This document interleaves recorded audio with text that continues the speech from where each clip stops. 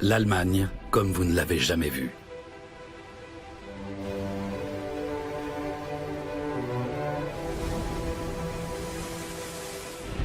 Nous allons voyager à travers le temps et l'espace.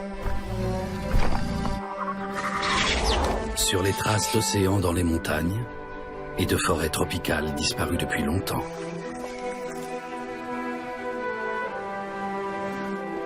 Nous verrons comment les hommes d'autrefois chassaient et comment ils ont modelé la nature.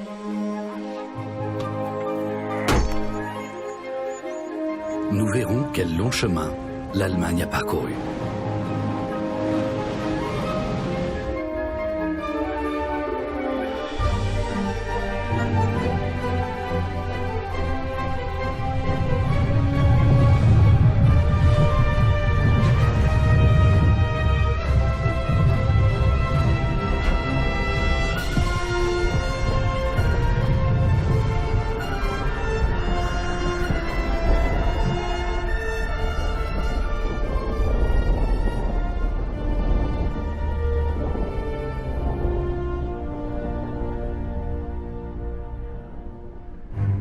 Il y a 300 millions d'années, l'Allemagne est encore sur l'équateur. Des mille-pattes géants rampent à travers des forêts de fougères. L'ascension des dinosaures débute des centaines de millions d'années plus tard. On en a découvert des traces au cœur de la Souabe. Alors que les dinosaures sévissent dans les forêts des îles bavaroises, il y a 65 millions d'années, un accident cosmique va précipiter leur disparition. Les mammifères vont désormais régner. Puis, la Terre se soulève et le fossé rhénan se forme. Il y a 600 000 ans, alors que le Rhin est encore un jeune fleuve, l'homme s'établit en Allemagne. Au Quaternaire, l'époque géologique la plus récente, le climat oscille entre des phases glaciaires et des phases de réchauffement. L'homme de Néandertal chasse en Allemagne, puis s'éteint mystérieusement au bout de 90 000 ans.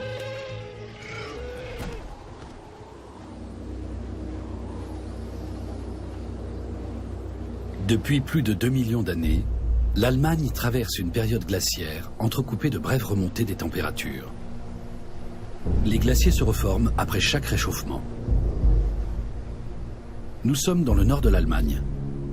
Le froid referme une dernière fois son étau sur la terre. C'est le règne des grands herbivores. Les mammouths, les bœufs musqués et les rennes errent par millions à travers les étendues de glace. Les glaciers en formation contiennent tellement d'eau qu'une grande partie de la mer du Nord est asséchée. Les précipitations sont rares et le manteau neigeux qui protège les plantes du gel n'est pas très épais. Au pied des glaciers, le vent souffle en permanence.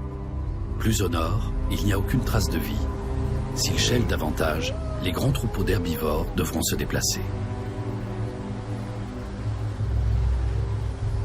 Les loups sont toujours sur leurs talons.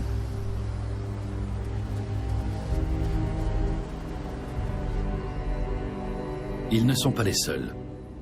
L'homme moderne a quitté la savane africaine pour migrer vers la froide Allemagne.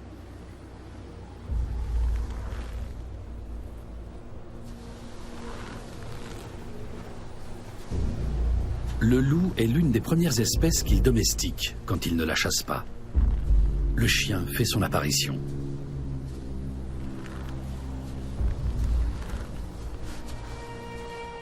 Les troupeaux changent souvent d'aire d'alimentation et leur déplacement rythme la vie des chasseurs. Ces derniers vont de camp en camp le long de grandes routes migratoires.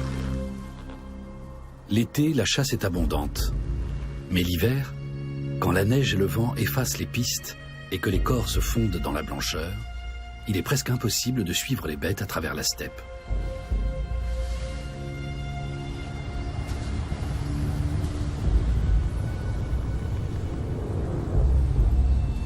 Les chiens sont alors les meilleurs alliés des chasseurs.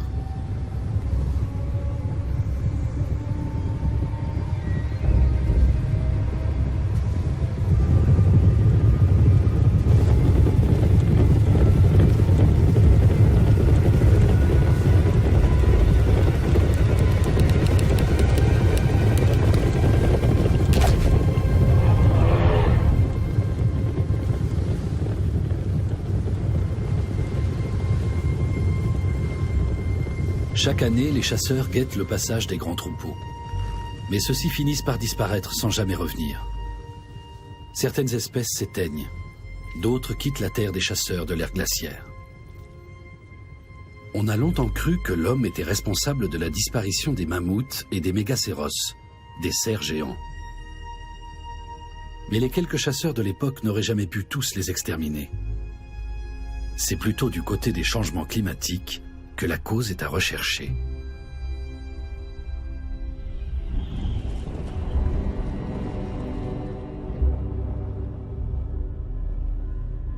La fin de la glaciation marque le début d'une nouvelle ère. Après la fonte des glaciers, le nord de l'Allemagne commence à prendre la physionomie qu'il a de nos jours.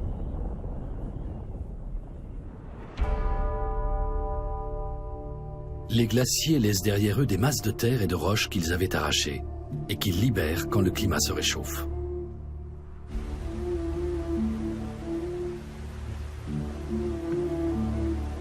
Les torrents creusent dans la roche les lits des rivières que nous connaissons aujourd'hui, l'Elbe, la Havel ou l'Oder.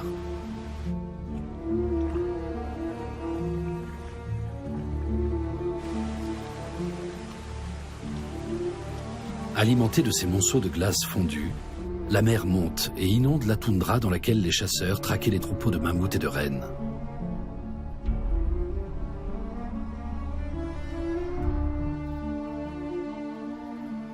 L'incessant va-et-vient des glaciers qui progressaient puis reculaient a laissé des traces.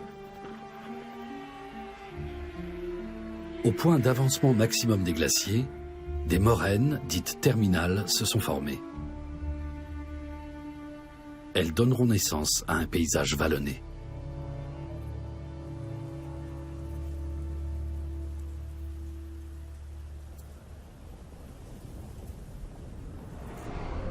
La mer du Nord avance vers le sud et engloutit les grandes plaines recouvertes autrefois par la glace.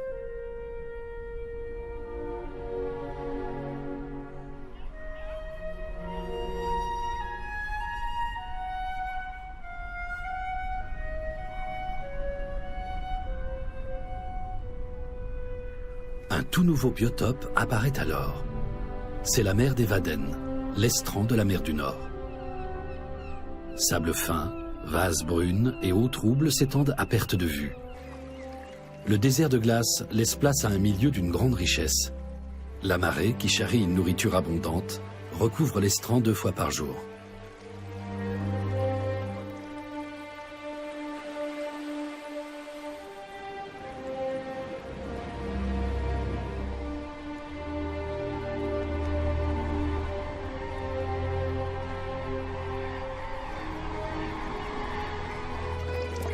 La vase est à la fois une protection et une source de nourriture. Elle grouille de vie.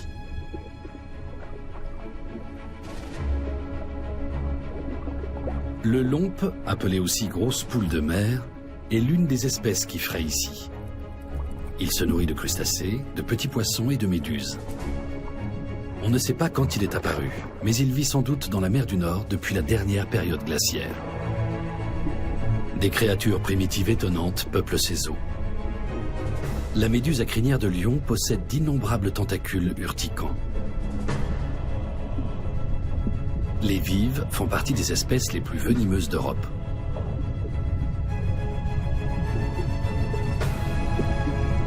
Les requins sillonnent les océans depuis le Jurassique.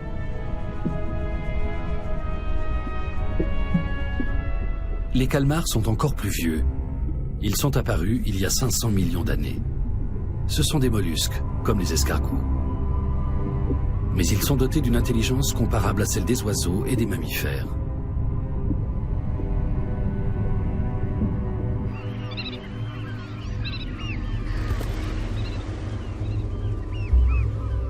La mer des Wadden attire jusqu'à 12 millions d'oiseaux migrateurs par an. C'est plus qu'aucun autre territoire européen. À la fin de la dernière glaciation, il y a 10 000 ans, un îlot de vie est apparu au milieu des flots.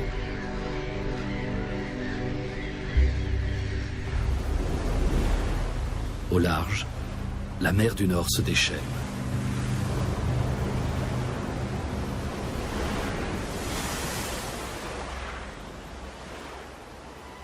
l'île de Helgoland se dresse au milieu des vagues.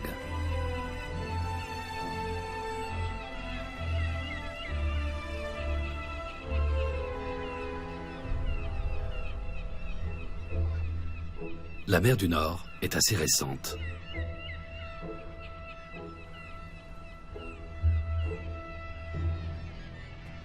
Au Permien, le nord de l'Allemagne est recouvert d'eau. Lorsque la mer s'évapore, elle laisse derrière elle de grandes concrétions de sel qu'on retrouve encore dans le sous-sol allemand.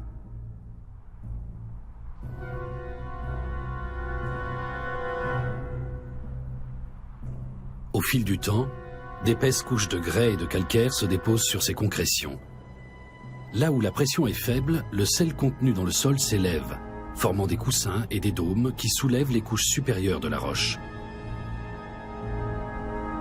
Le grès et le calcaire finissent par remonter à la surface il y a 50 millions d'années.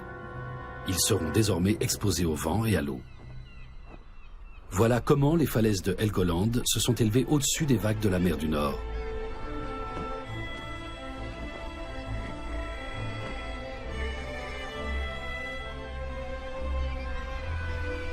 Les fous de bassin passent toute leur vie en mer.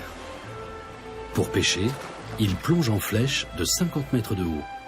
Ils se propulsent jusqu'à 10 mètres de profondeur sous l'eau.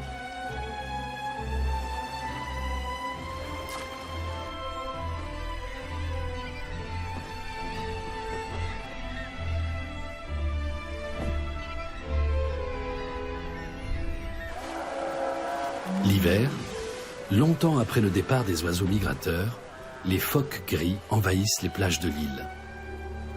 Les mâles se battent pour les meilleures places. Elles sont sur les portions de plage où les femelles attendent de mettre bas.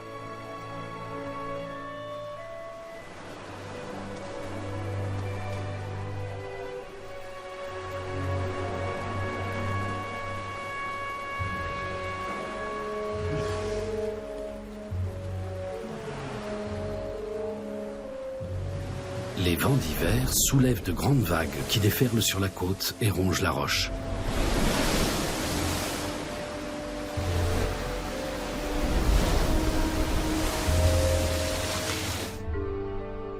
La côte baltique est bien plus calme. À la période glaciaire, le bassin de la mer Baltique s'est creusé et s'est empli de l'eau de fonte des glaciers. De longues ceintures de roseaux et de sable se sont formées entre terre et mer.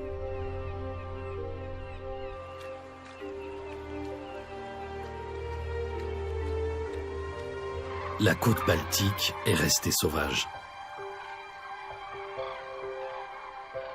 C'est le refuge de nombreuses espèces.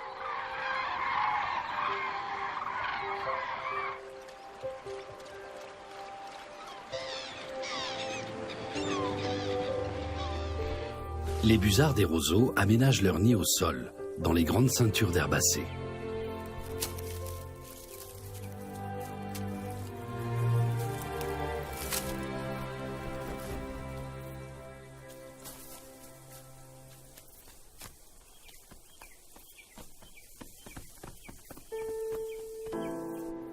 La glaciation a laissé des traces dans tout le nord de l'Allemagne. Des mares sont apparues là où de petits blocs de glace s'étaient enfoncés dans le sol et ont fondu.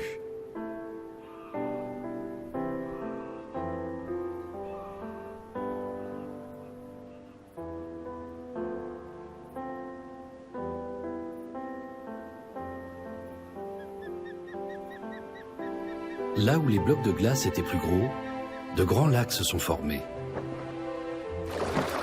Ils constituent maintenant le royaume du balbuzard pêcheur.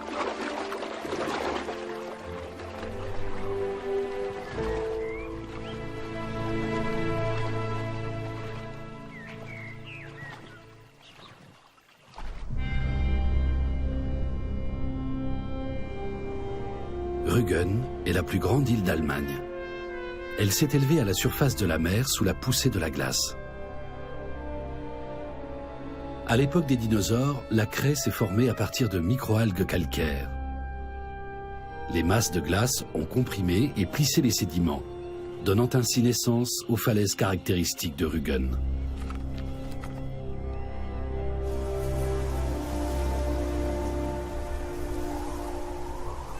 Au moment du réchauffement, une mince couche de végétation a recouvert le calcaire.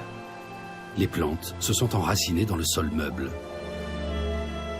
Sans cette couche protectrice, le ressac et la pluie auraient balayé l'île depuis longtemps.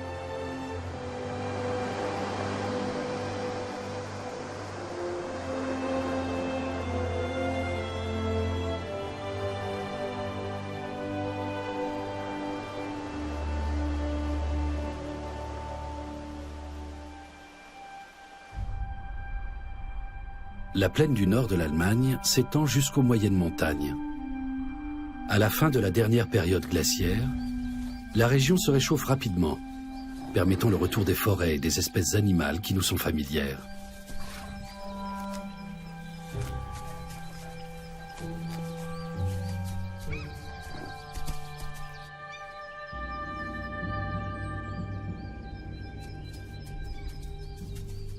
Les chasseurs-cueilleurs nomades se sédentarisent et commencent à aménager leur environnement.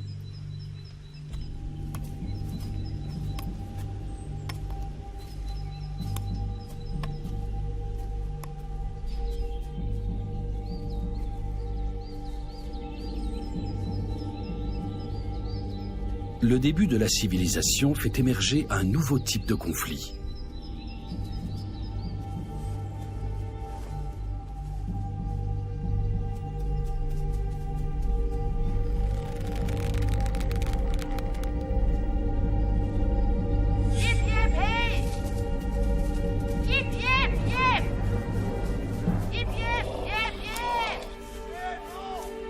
Le gibier n'est plus seulement une source de nourriture. L'agricultrice a fait fuir le cerf-élaphe qui saccageait son champ. Elle n'avait pas remarqué la présence de chasseurs. Les chasseurs n'aiment guère les cultivateurs qui défrichent la forêt et effraient les animaux.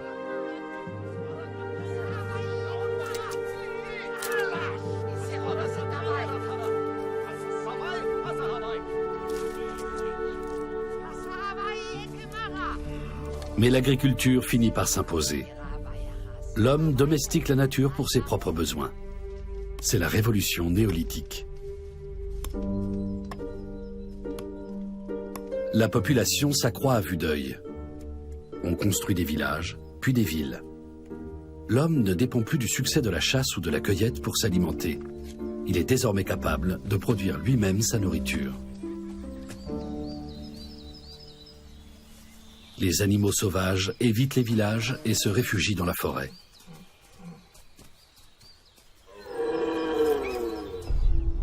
Dans la plaine du Rhin et au nord des moyennes montagnes, les premiers agriculteurs trouvent une terre limoneuse aux grains fins, particulièrement fertile. Ce sont l'eau et le vent qui l'ont apportée ici durant la période glaciaire. Au XXIe siècle, les bœufs ne tirent plus la charrue dans les champs. Les agriculteurs utilisent de grandes machines agricoles capables de parcourir des hectares et des hectares. Depuis que la forêt a été défrichée, le sol est à nu plusieurs mois dans l'année. Le vent et la pluie emportent la terre au loin. Dans de nombreuses régions d'Allemagne, des collines entières ont été aplanies et des vallées comblées.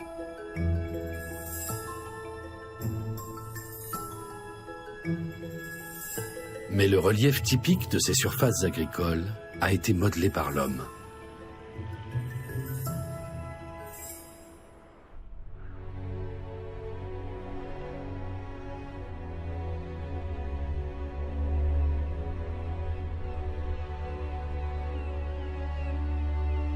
Sur la côte de la mer du Nord, l'action de l'homme se combine au courant, à la marée et au vent.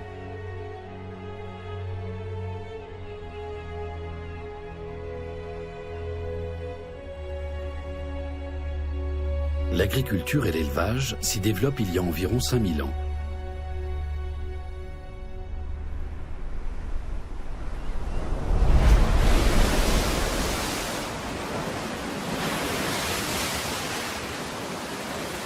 Les premiers habitants n'ont pas peur de s'installer tout près de l'eau.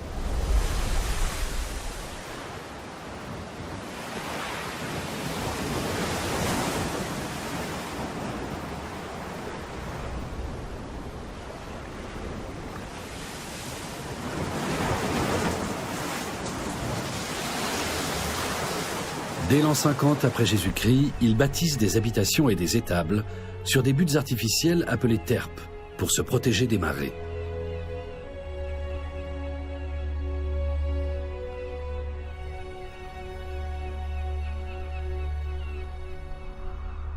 Vers l'an 1000, ils élèvent de premières petites digues pour protéger les champs et les pâturages qui entourent leurs fermes. Aujourd'hui, de hautes digues protègent la côte de la mer du Nord. Petit à petit, les hommes continuent de gagner du terrain sur la mer et d'assécher l'arrière-pays. La physionomie du littoral change très vite. Les îles de la Frise orientale s'étirent le long de la côte de Basse-Saxe.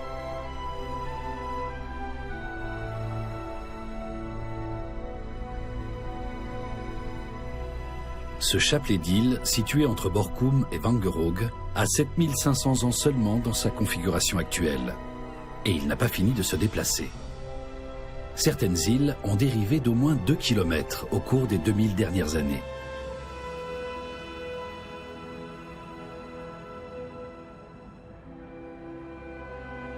Le courant marin ronge les îles situées à l'ouest et fait grandir celles de l'est, ce qui explique leur dérive en direction de l'est.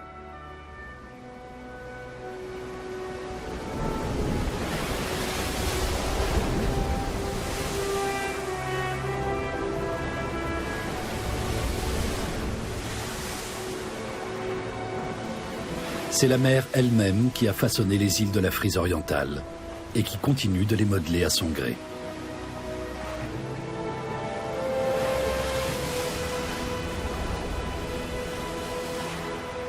À certains endroits, les vagues déposent une telle quantité de sable que la mer s'assèche. Le vent apporte davantage de sable et au fil du temps, une île finit par se former. Ces jeunes îles sont inhospitalières. Elles ne possèdent pas d'eau douce et sont balayées par des vents chargés de sable. Mais le vent apporte aussi des graines. Avec l'apparition des plantes, l'île va enfin se développer. De grands marais font face à la mer. Sans le rempart formé par les digues et leurs écluses, il serait inhabitable. Tous les ans, les oiseaux migrateurs se regroupent là pour nicher. C'est une manne pour les rapaces. D'autant que la visibilité est excellente sur ces étendues où ne pousse presque aucun arbre.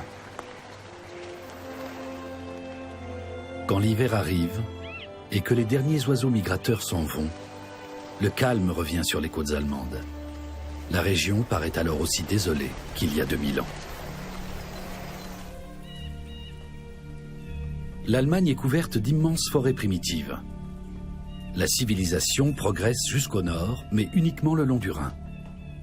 À peine les Romains ont-ils conquis une partie du pays qu'ils entreprennent aussitôt de construire un réseau de voies et d'aqueducs. C'est l'époque des premiers arpentages et du premier découpage administratif de l'Allemagne.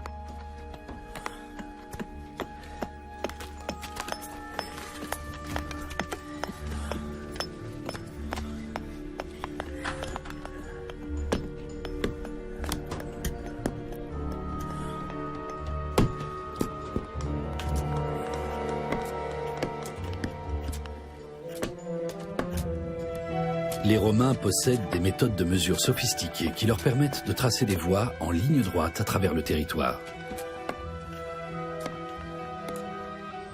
À l'écart des voies romaines, la densité de population reste très faible. Dans les marécages et les forêts impénétrables du nord, des ours rôdent.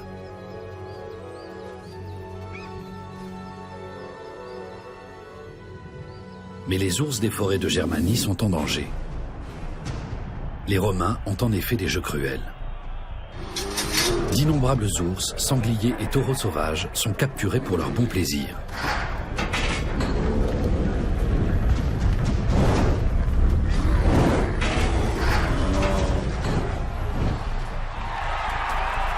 Les bêtes affrontent alors des gladiateurs lourdement armés. Même dans les provinces reculées de l'Empire, les Romains ne veulent pas renoncer au jeu du cirque.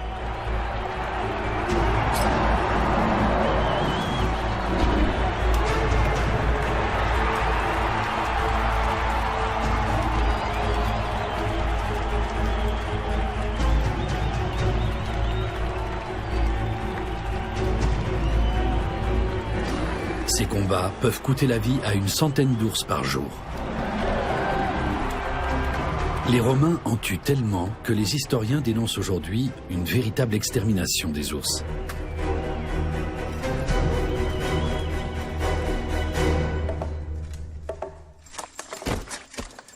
Les voies romaines facilitent le transport des animaux capturés jusqu'aux amphithéâtres.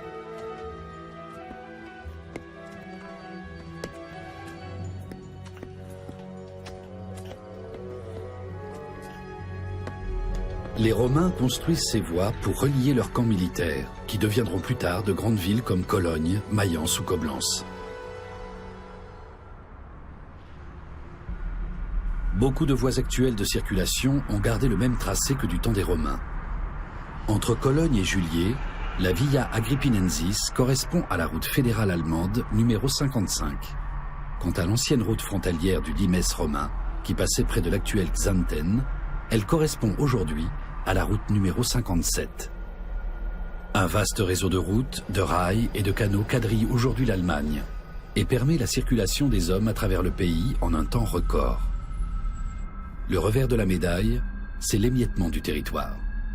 Les animaux n'évoluent plus à leur guise. Les embouteillages, le bruit et la pollution de l'air sont les fléaux de la modernité.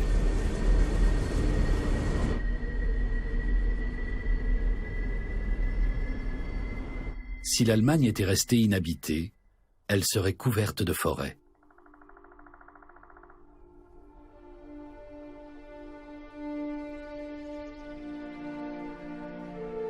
Le hêtre pourpre serait l'essence la plus répandue.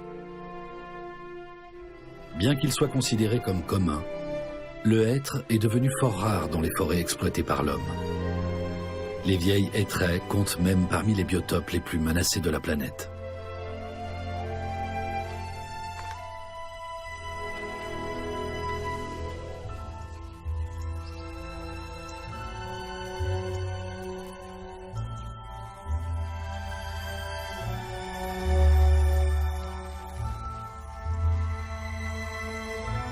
Pour que l'homme puisse cultiver des champs et des vergers et aménager des pâturages, partout, les hêtres ont été abattus.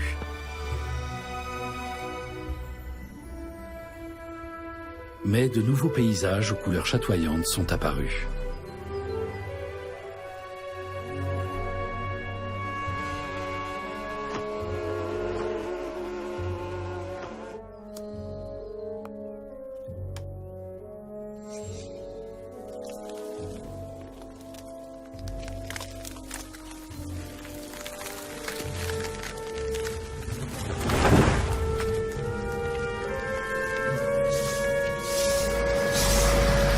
La cigogne niche près des habitations. Pour elle, les prés sont une corne d'abondance.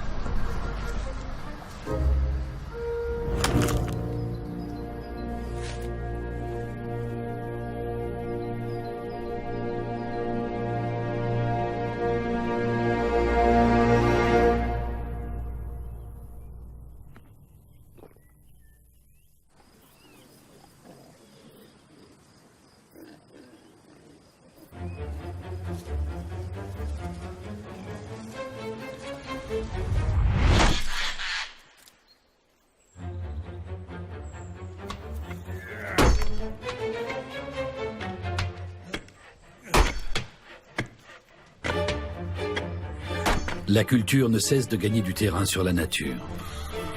Au début du 19e siècle, le bois reste le matériau de construction le plus utilisé et presque le seul combustible. Des régions entières sont déboisées. Le territoire du loup se réduit à peau de chagrin et l'ours a déjà quasiment disparu d'Allemagne.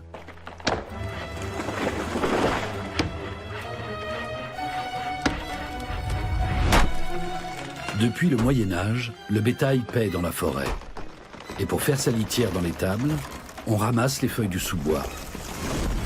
Le bois et le charbon de bois alimentent désormais les fours des salines, des usines sidérurgiques et des verreries.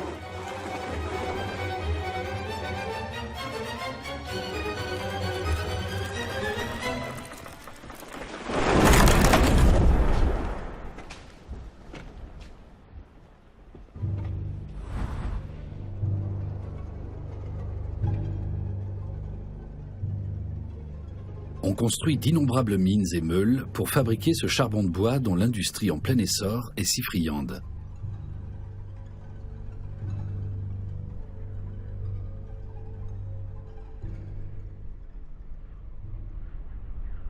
Lorsque le bois vient à manquer, les villes mettent en place des mesures de protection des forêts. La noblesse aussi se mobilise contre le déboisement. Elle protège les arbres et le gibier de ces vastes domaines forestiers. Moins par souci de l'environnement que pour entretenir ces terrains de chasse hérités de la féodalité.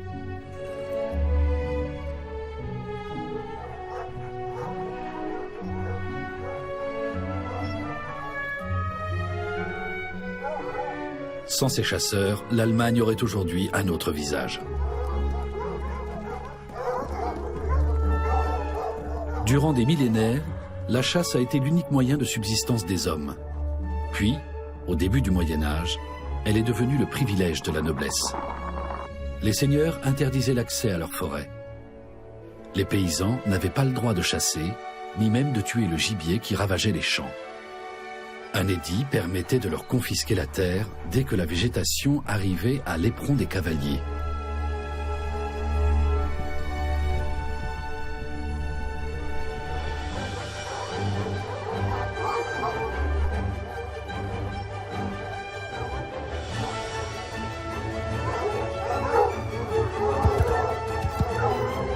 Aujourd'hui, les plaisirs de la chasse contribuent à la régulation des populations de gibier.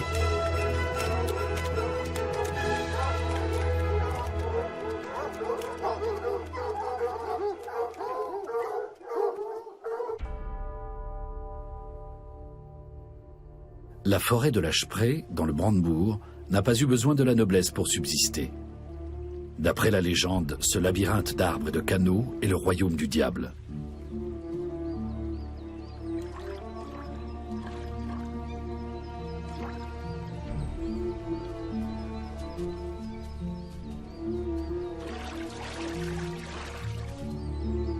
En réalité, ce sont les glaciers de la période glaciaire qui l'ont façonné.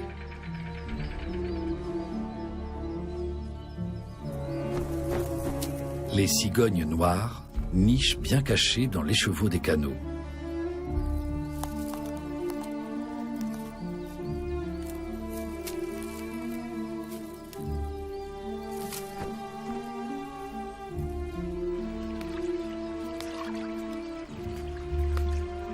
Elles se nourrissent de batraciens et de petits poissons qu'elles partagent avec les serpents.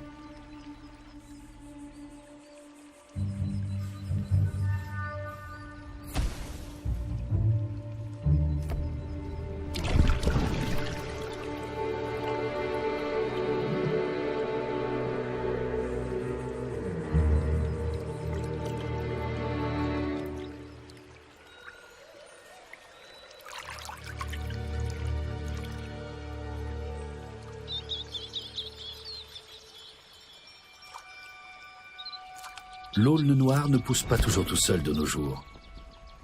Les gardes forestiers recueillent en effet les graines qui tombent dans l'eau pour les mettre en terre.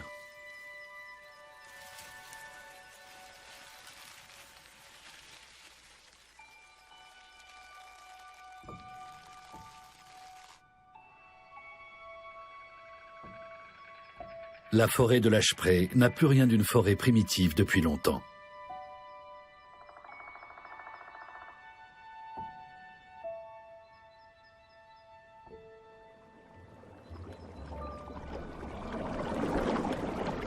L'homme agit sur une nature qui a mis des millions d'années à se former. Il y a 100 millions d'années, des animaux exotiques vivent dans l'étroit bras de mer qui serpente entre les monts Métallifères et les monts de Lusace. Les enveloppes et les squelettes calcaires de ces créatures se déposent en couches successives sur le fond marin.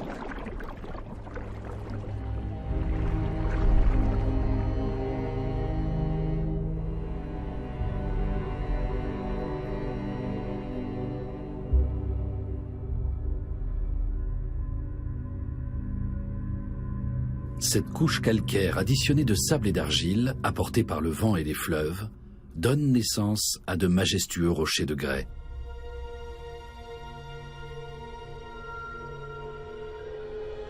Lorsque la mer se retire, l'érosion sculpte les bancs de grès, façonnant ces montagnes de l'Elbe à l'aspect déchiqueté.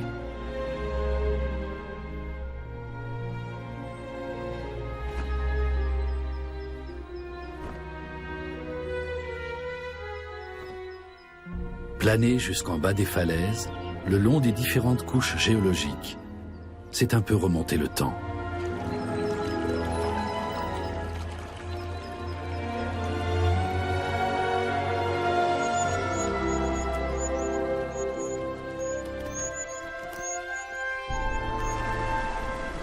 Mais l'histoire se poursuit. Les ruisseaux et les cascades continuent de modeler la roche.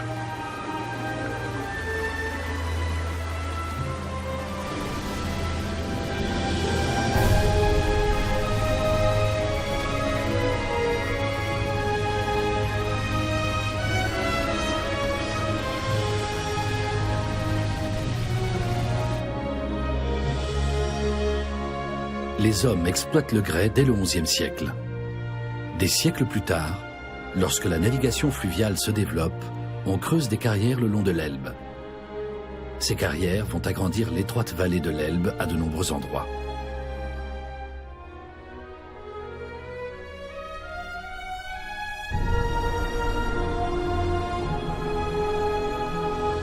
Partout, on casse la paroi rocheuse et on la dynamite, bloc après bloc. Le grès est ensuite acheminé par bateau. Il sera utilisé pour construire des édifices religieux et des palais dans le monde entier.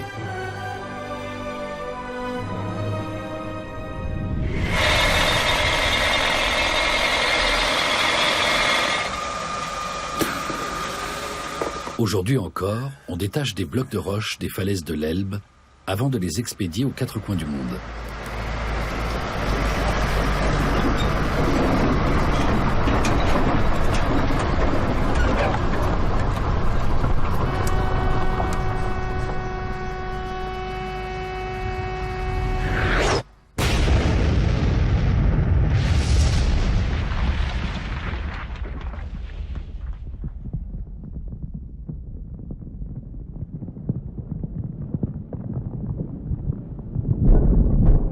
Les maîtres de Dresde continuent de creuser les falaises de grès comme leurs prédécesseurs l'ont fait.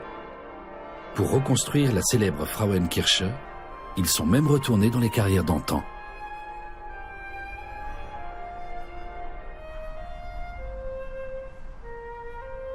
L'hôtel de ville de Hambourg est également en grès de l'Elbe.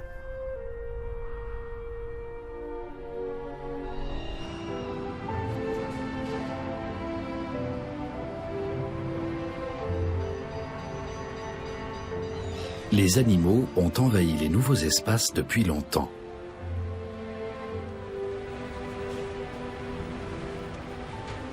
Les villes allemandes sont tout sauf inhospitalières.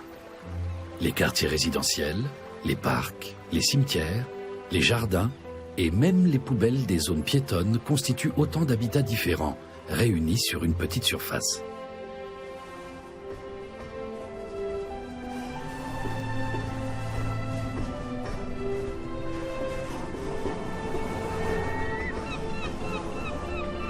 Il y a plus de renards à Berlin que dans les forêts alentours. Même les sangliers s'y plaisent. En forêt, les chasseurs sont à l'affût. Mais en ville, la chasse n'est pas autorisée. Et ces animaux intelligents trouvent de la nourriture en abondance.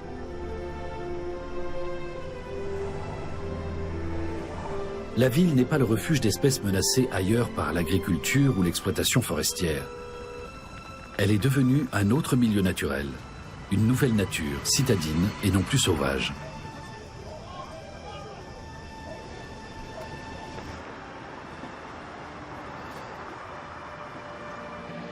Le tarmac de l'aéroport de Francfort présente un grand avantage. Des lièvres et des renards y prospèrent, en dépit du bruit. C'est en effet l'un des rares endroits d'Allemagne où l'homme ne met pas le pied, contrairement aux champs et aux forêts.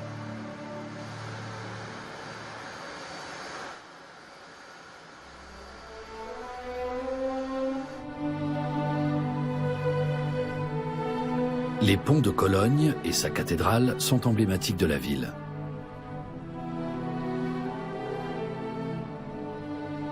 Qui s'attendrait à voir des animaux au milieu de cette masse humaine, de toutes ces voitures et de ce béton?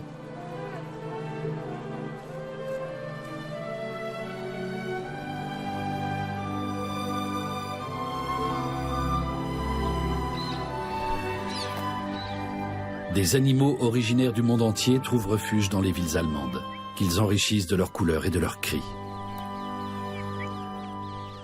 Ces villes modernes sont l'aboutissement provisoire de la longue évolution de l'Allemagne.